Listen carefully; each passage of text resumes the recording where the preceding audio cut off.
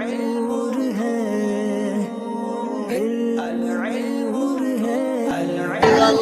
اللہ الرحمن الرحیم. رفع الفعل المضارع، فعل مضارع کا رفع. فعل مضارع کے نصب کا بیان ہو چکا کہ کن کن صورتوں میں فعل مضارع کو نصب دیا جائے گا، اور فعل مضارع کے جزم کا بیان بھی ہو گیا کہ کن کن حروف کے داخل ہونے پر فعل مضارع کو جزم دیا جاتا ہے. اب آج یہاں سے فعل مضارع کے رفع کا بیان ہے کہ فعل مضارع مرفوع کب ہوگا. فعل مضارع مرفوع کب ہوگا. تو 6 مثالیں یہاں پر دی گئی ہیں، اس کے بعد مختصر سی بحث ہے. تو پہلے یہ جو 6 مثالیں ہیں ان کو آپ پڑھ لیجئے، پھر بحث کو پہلے ہم سمجھا دیں گے، اس کے بعد ترجمہ کر لیں آپ لوگ. چلیں مثالیں دیکھیں. الامثلہ، مثالیں. تو اوپر ہیڈنگ کیا ہے؟ رفع الفعل المضارع، فعل مضارع کا رفع. اب یہ جو مثالیں آ رہی ہیں ان تمام مثالوں کے اندر فعل مضارع مرفوع ہوگا. دیکھیں مثال نمبر 1، تطیر الحمامۃ. تطیر طارا یطیرو کا معنی ہوتا ہے اڑنا، الحمامہ کبوتری. تطیر الحمامۃ، کبوتری اڑ رہی ہے یا اڑے گی. تو تطیرو کیا ہے؟ فعل مضارع. منصوب ہے یا مجزوم؟ مرفوع ہے. ٹھیک ہے. مثال نمبر 2، یعود المسافر. مسافر پلٹ رہا ہے. مسافر پلٹ رہا ہے، لوٹ رہا ہے، یا مسافر لوٹے گا. عاد یعود، یعود فعل مضارع ہے. تسیر السحب. سارا یسیرو کا معنی ہوتا ہے چلنا. یسیرو فعل مضارع ہے، واحد مذکر غائب ہے، اور تسیرو واحد مؤنث غائب ہے. تسیرو کون سا صیغہ ہے؟ واحد مؤنث غائب. السحب سحاب کی جمع ہے، اور السحاب مانے بادل. تسیر السحب، سحب بادل چل رہے ہیں یا چلیں گے. بادل چل رہے ہیں یا چلیں گے. پھر ہے مثال نمبر 4، ینزل المطر. بارش ہو رہی ہے. بارش نازل ہو رہی ہے. تو اب اردو میں بارش نازل ہو رہی ہے بولا نہیں جاتا ہے، بلکہ کیا بولتے ہیں؟ بارش ہو رہی ہے. ینزل المطر، بارش. مثال نمبر 5 ہے، یسور الغبار. یسور سارا یسورو کا معنی اڑنا. الغبار، غبار وہی ہے جس کو ہم اردو زبان میں بھی غبار بولتے ہیں، گرد و غبار. یسور الغبار، غبار اڑ رہا ہے یا غبار اڑے گا. یسورو یہاں باب نصرہ سے دیا ہے، اور سارا یسیرو بھی آتا ہے. سارا یسیرو یعنی ضربا یضربو سے بھی آتا ہے. یسیر الغبار، غبار اڑ رہا ہے. پھر مثال نمبر 6، یحکم القاضی. قاضی صاحب فیصلہ کریں گے. قاضی صاحب فیصلہ کریں گے یا حکم دیں گے. حکم یحکم، فیصلہ کرنا، حکم دینا. قاضی صاحب فیصلہ کرتے ہیں. تو اب آپ یہ دیکھیں 6 مثالیں ہیں. ان مثالوں میں سے ہر ایک مثال کے اندر جو پہلا کلمہ ہے وہ فعل ہے، اور فعل بھی وہ فعل مضارع ہے. فعل اور وہ بھی مرفوع ہے. کون سی حالت میں؟ حالت رفع میں ہے. جیسے تطیرو، یعودو، تسیرو، ینزلو، یسورو، یحکمو. یہ سب کے سب کیا ہیں؟ فعل مضارع مرفوع ہیں.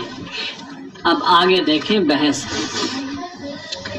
تو آپ اتنا سمجھ لیجئے، اور امید ہے کہ سمجھے ہوئے ہوں گے آپ یہ بات پہلے سے، کہ جب فعل مضارع کے شروع میں نصب دینے والا کوئی حرف آتا ہے تو فعل مضارع منصوب ہوتا ہے. جب فعل مضارع کے شروع میں نصب دینے والا کوئی حرف آتا ہے تو فعل مضارع، اور اگر فعل مضارع کے شروع میں جزم دینے والا کوئی حرف آئے تو فعل مضارع مجزوم ہوتا ہے، اور اگر نہ نصب دینے والا کوئی حرف آئے نہ جزم دینے والا کوئی حرف آئے تب فعل مضارع مرفوع ہوتا ہے، کیونکہ نصب اس بنا پر ہوتا ہے کہ نصب دینے والا کوئی حرف داخل ہو گیا، اور جزم اس بنا پر آتا ہے کہ جزم دینے والا کوئی حرف داخل ہو گیا، اور اگر نہ نصب دینے والا کوئی حرف ہو نہ جزم دینے والا کوئی حرف ہو تو ایسی صورت میں فعل مضارع مرفوع ہوتا ہے۔ تو یہ جو پیچھے 6 مثالیں گزری آپ دیکھ لیجئے، ہر ایک مثال ناصب و جازم سے خالی ہے، نہ نصب دینے والا کوئی حرف ہے شروع میں اور نہ ہی جزم دینے والا کوئی حرف ہے۔ تو کہا جا سکتا ہے کہ جب فعل مضارع کے شروع میں نصب دینے والے یا جزم دینے والے حرفوں میں سے کوئی بھی حرف نہ ہو تو فعل مضارع مرفوع ہوگا۔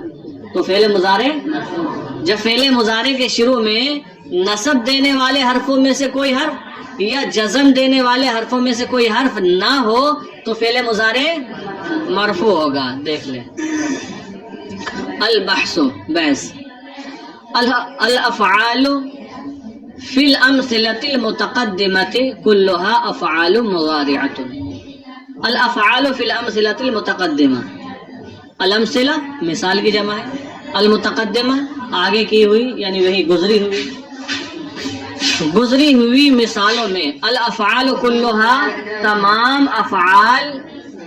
افعال مضارعۃ افعال مضارعہ ہیں۔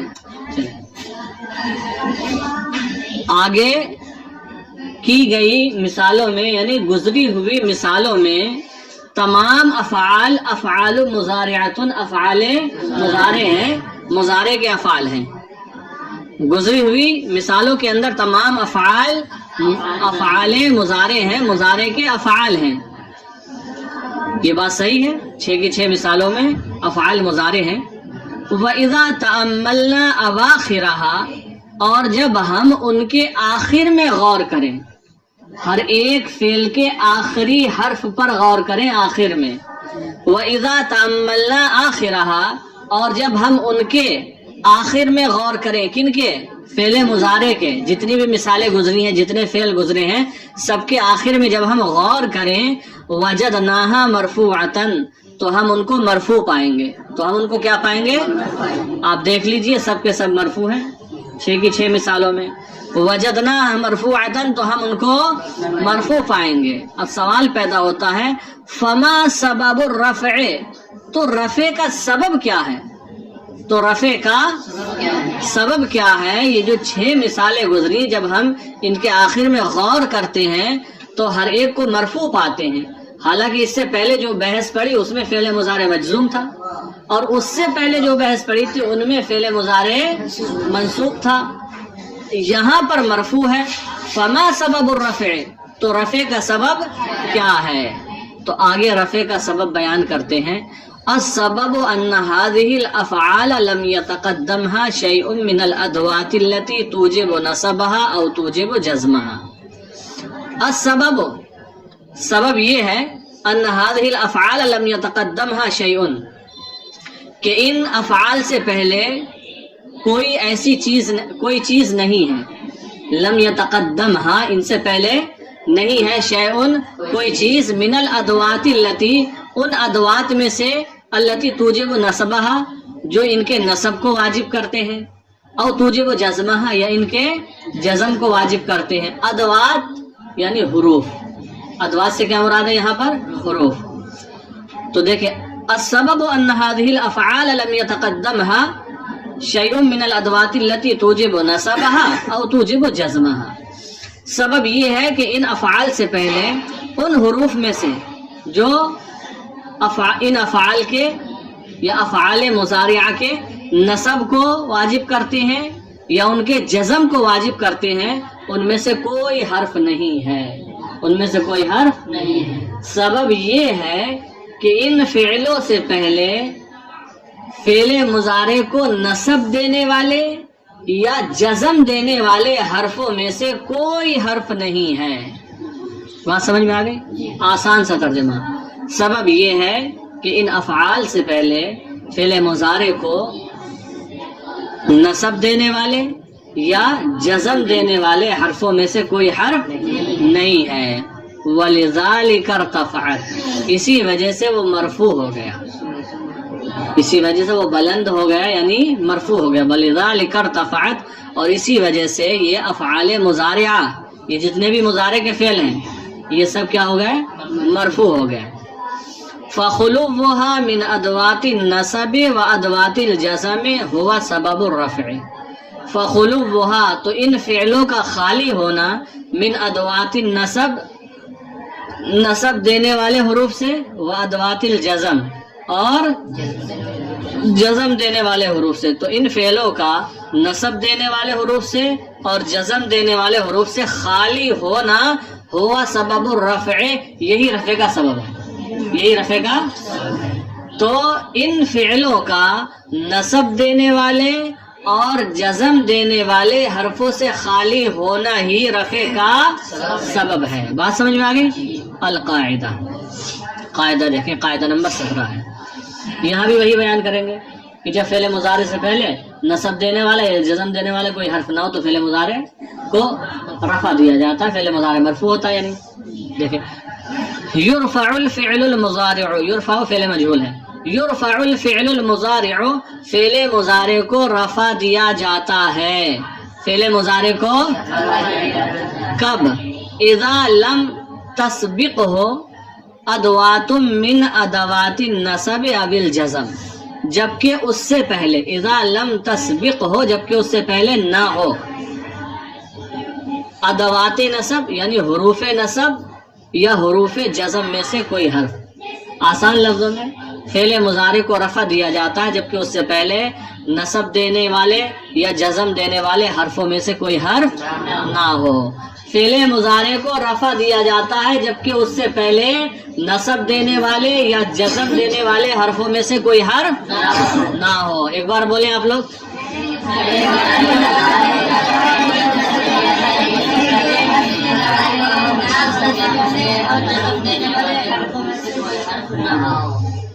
جبکہ اس سے پہلے نصب دینے والے یا جزم دینے والے حرفوں میں سے کوئی حرف نہ ہو.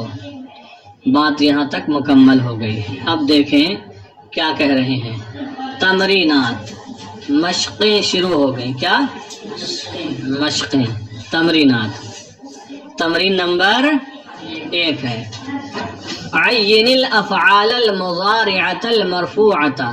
عین الافعال المضارعة المرفوعة. عین معین کرو، متعین کرو.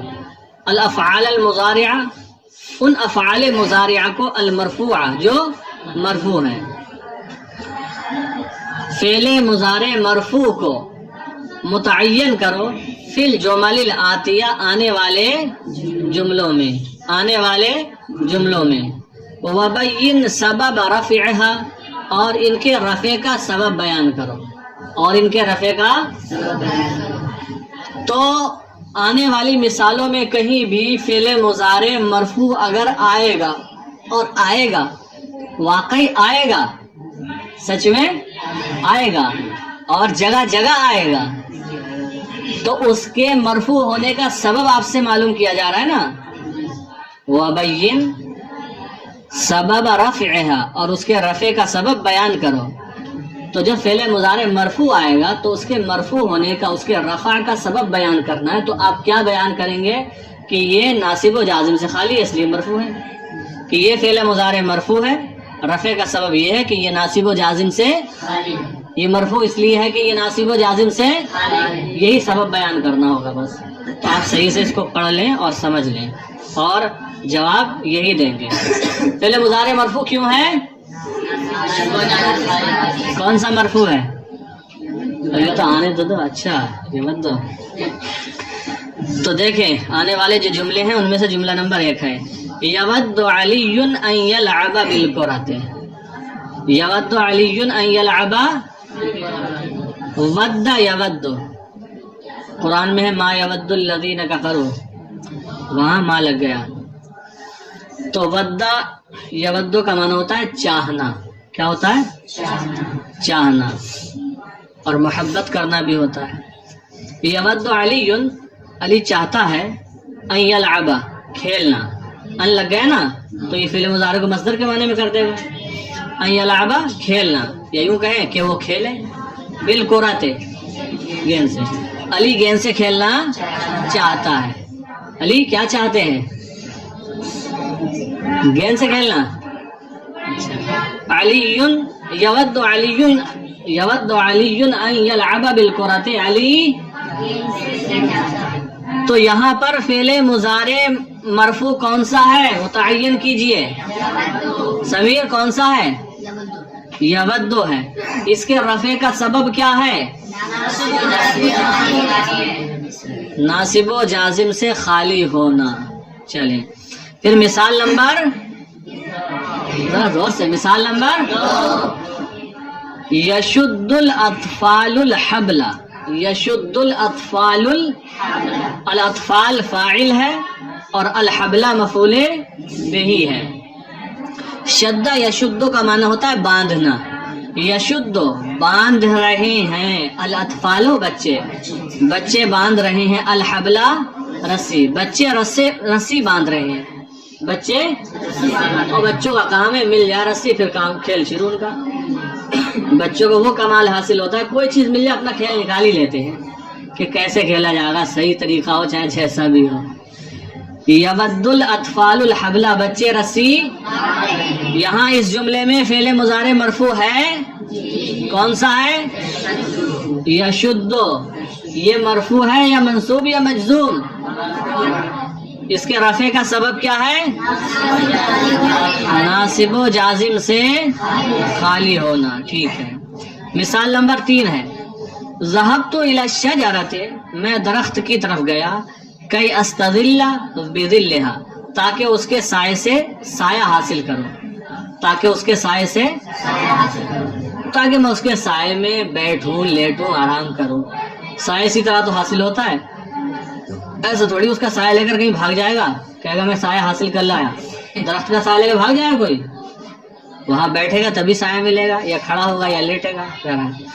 ذهبت الى الشجرة، میں درخت کی طرف گیا، کئی استظل بظلها، تاکہ اس کے سائے سے سایہ حاصل کروں، تاکہ اس کا سایہ حاصل کروں. تو یہاں پر فعل مضارع ہے. جاوید بتاؤ جلدی، اتنی دیر نہیں لگنا چاہیے. ارے ہے، کون سا علی؟ ارے واہ، ذهبت. صیغہ کون سا ہے؟ فرمان فعل مضارع کون سا ہے؟ جلدی بتاؤ. جنید نہیں ہے. کلیم بتاؤ، اس مثال میں کہیں سے کہیں تک فعل مضارع ہے؟ جو نہیں کہہ رہے ہیں وہ دلیل دے دیں، اور جو کہہ رہے ہیں ہے وہ بتا دیں. استظلہ ہے فعل مضارع. ذهبت تو فعل ماضی ہے، ذهبت فعل، اسی لیے تو کہا ہے متعین کرو فعل مضارع. اگر پہلے ہی ہر ایک میں لکھ دیں جیسا تم بتا رہو کہ جو بھی پہلے آئے گا مضارع ہے، تو پھر پوچھنا ہی کیا ہے. تو کون سا فعل مضارع ہے؟ استظلہ. اب تو بتا دو علی، مرفوع کیوں ہے یہ؟ نہیں ہے. جاوید کیوں مرفوع ہے؟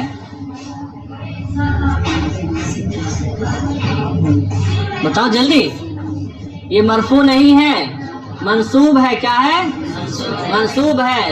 اس کے نصب کا سبب بیان کریں کہ اس فعل مضارع سے پہلے حرف کئی ہے، اور کئی نصب دینے والا حرف ہے. چلے ٹھیک ہے. پھر مثال نمبر 4 ہے، الثور یحرس الارض. اس کا ترجمہ تو آپ کر ہی لیں گے، کرو. بیل زمین کو جوتتا ہے، یا بیل زمین جوت رہا ہے. بیل زمین، تو یہاں پر فعل مضارع ہے، کون سا ہے؟ یحرسو. مرفوع ہے منصوب؟ مرفوع ہے. اس کے مرفوع ہونے کا سبب کیا ہے؟ ناصب و جازم سے خالی ہونا. بات صحیح ہے. پھر ہے مثال نمبر 5، لکھا ہے الکلب یحرس المنازل والمزارع. الکلب ترجمہ کریں، یحرس حفاظت کرتا ہے، پہرے داری کرتا ہے، المنازل گھروں کی، والمزارع اور کھیتیوں کی، کتا گھروں کی اور کھیتیوں کی حفاظت کرتا ہے یا پہرا دیتا ہے۔ تو اس جملے کے اندر فعل مضارع ہے، کون سا ہے؟ مجزوم ہے یا منصوب ہے؟ اس کے رفع کا سبب کیا ہے؟ صحیح ہے بات، جواب ٹھیک ہے آپ کا۔ پھر ہے جملہ نمبر 6، علیک ان تسمع النصیحۃ۔ علیک علی وجوب کے لیے بھی آتا ہے اکثر و بیشتر۔ علیک تجھ پر لازم ہے، تجھ پر واجب ہے، ان تسمع النصیحۃ کہ تو نصیحت کو سنے، تجھ پر لازم ہے ان تسمع النصیحۃ کہ تو نصیحت کو سنے۔ اس جملے کے اندر فعل مضارع ہے، کون سا ہے؟ منصوب ہے یا مجزوم یا مرفوع؟ اس کے نصب کا سبب کیا ہے؟ ان کا داخل ہونا، ٹھیک ہے۔ پھر آگے جملہ نمبر 7 ہے، 6 کے بعد جملہ نمبر 7 ہے۔ لکھتے ہیں احب الولد الذی یحرص علی نظافت ثیابہ۔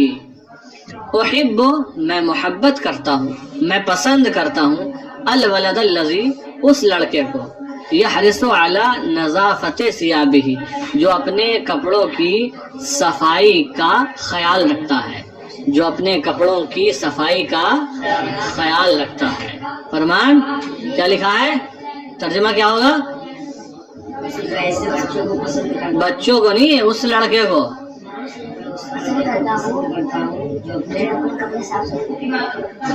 اپنے کپڑوں کی صفائی کا خیال رکھتا۔ احب میں پسند کرتا ہوں، الولد الذی اس لڑکے کو جو یحرص خیال رکھتا ہے، علی نظافت ثیابہ اپنے کپڑوں کی صفائی کا۔ تو اس جملے میں فعل مضارع ہے، کون سا ہے؟ یحرص۔ یہ منصوب ہے یا مجزوم یا مرفوع؟ سبب کیا ہے؟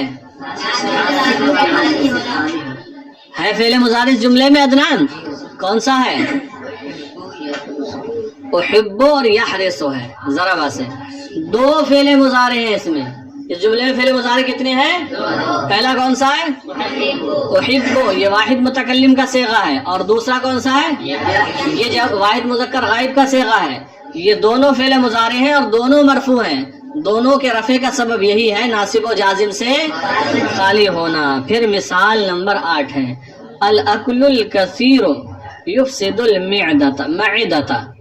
الاکل الکثیر زیادہ کھانا، الاکل الکثیر یفسد المعدۃ معدے کو خراب کر دیتا ہے، زیادہ کھانا معدے کو خراب کر دیتا ہے، تو تھوڑا سا کم ہی کھانا چاہیے، اسی میں فائدہ ہے، صحیح پوچھو تو۔ باقی اللہ کے رسول صلی اللہ تعالی علیہ وسلم کی جو احادیث ہیں وہ بھی یہی رہنمائی کرتی ہیں۔ چونکہ معدہ جو ہے یہ بھی ایک مشین ہے، تو اس پر کسی بھی مشین پر جتنا آپ کم لوڈ ڈالیں گے، کم یوز کریں گے، تو اتنے زیادہ دنوں تک چلے گی۔ بائک ہی ہے، موٹر سائیکل ہی ہے، کچھ ایسے لوگ لے لیتے ہیں جنہیں روزانہ 50 کلو 100 کلومیٹر چلانی ہے، اور کچھ وہ ہوتے ہیں جن کی گاڑی روزانہ 5-10 کلومیٹر چلتی ہے، بس حد میں حد۔ تو کس کی گاڑی زیادہ چلے گی، زیادہ دنوں تک ٹکے گی؟ تو ایسے ہی معدہ ہے، ایک انسان کم کھانا کھاتا ہے اور ایک بہت زیادہ لمٹ سے بھی باہر تک کھاتا ہے، اور دعوت میں مل جائے تو پھر ناک تک۔ تو بہرحال جب زیادہ کھائیں گے تو معدے پر لوڈ زیادہ پڑے گا، تو ہی بتایا ہے۔ باقی تو جس کی جتنی خوراک ہے اتنا کھائے گا، کسی کی کم ہوتی کسی کی زیادہ، لیکن پھر بھی کم کھانے میں فائدے زیادہ ہیں۔ الاکل الکثیر یفسد المعدۃ، زیادہ کھانا معدے کو خراب کرتا ہے۔ دیکھیں المعدۃ لکھا ہے، کیا لکھا ہے؟ اور آپ نے القراءۃ الرشیدہ میں پڑھا ہوگا، وہاں بھی یہی لفظ لکھا المعدۃ۔ اس کے جو اعراب ہیں، جو حرکات لگی ہیں، اور لغت کی کتاب میں میں نے رات پھر اس کو دیکھا بھی، کیا ایسا ہی ہے؟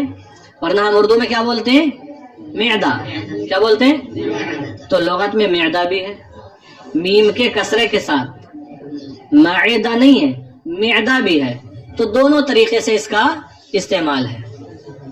تو اس جملے میں یہ بتائیے فعل مضارع ہے کون سا ہے؟ کیا ہے؟ منصوب ہے، مرفوع؟ رفع کا سبب؟ ٹھیک ہے، پھر ہے جملہ نمبر 9، تسقط اوراق الاشجار فی الخریف۔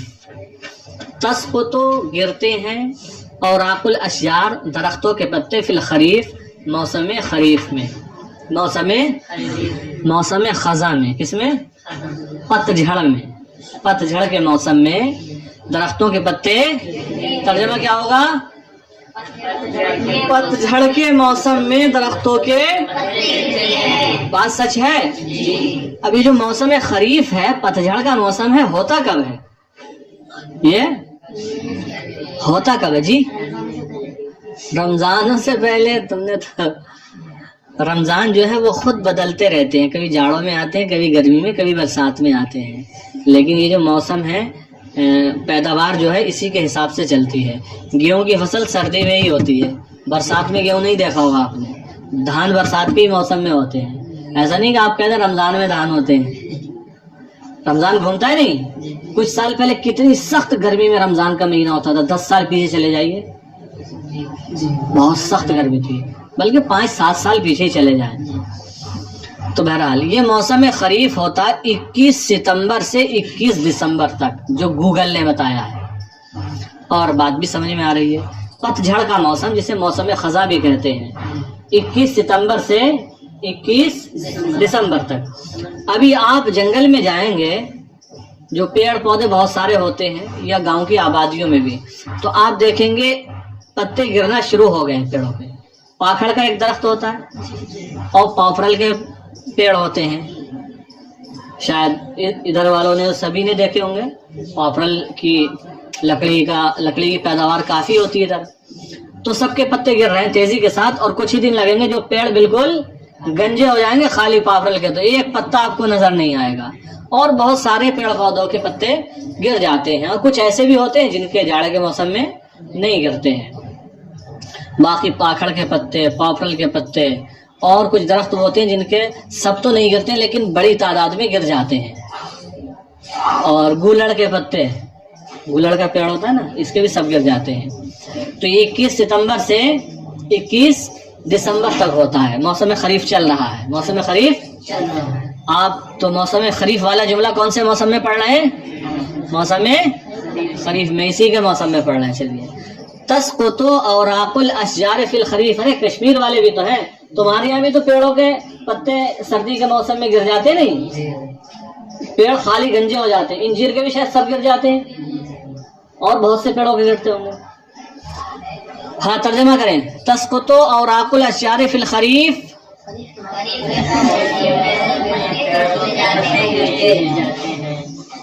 پتجھڑ کے موسم میں درختوں کے پتے ہاں گرتے ہیں۔ تو اس میں فعل مضارع ہے، کون سا ہے؟ منصوب ہے، مجزوم؟ وجہ کیا ہے؟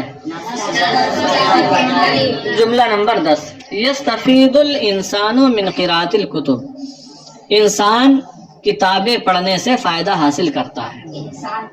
یستفید الانسان، استفادہ یستفید استفادۃ کا معنی ہوتا ہے فائدہ حاصل کرنا۔ یستفید الانسان، انسان فائدہ حاصل کرتا ہے، من قراءۃ الکتب، کتابیں پڑھنے سے۔ کتابیں، ظاہر سی بات ہے کتابیں پڑھنے سے انسان کو فائدہ حاصل ہوتا ہے، انسان کتابیں پڑھنے سے فائدہ حاصل۔ تو اس جملے کے اندر فعل مضارع ہے، کون سا ہے؟